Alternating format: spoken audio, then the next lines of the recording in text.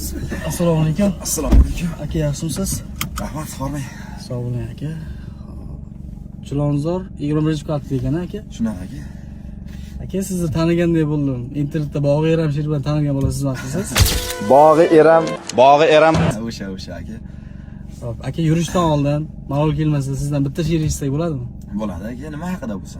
Ota haqida bitta she'r aytib bera olmaysizmi? Iloji bo'lsa aka. Dubaylarda qad rostlabdi koshonalar. Kimdir yetib, kimdir unga yeta olmaydi. O'sha mashhur Dubaydagi koshonalar otam qurgan uydek aziz bo'la olmaydi. To'g'ri, otam qurgan uyning zarlari yo'q, toshlari ham oddiy toshdir, marmar emas. Ammo otam hayot ekan shu hovlida menga Dubay koshonasi afzal emas. Rosti do'stim, bu so'zlarim hasad emas. Otam, onam bosgan izi jannat erur. Bir so'z aytay, bu Xudoga shirkim emas. Otam qurgan uyi menga Makka erur. Bu so'zlarim ma'nosini kimdir bilmas, o'zicha hamma buni tahlil qilar. Ammo buning ma'nosini sizdan ham ko'p otam sochin oqartirgan yillar bilar.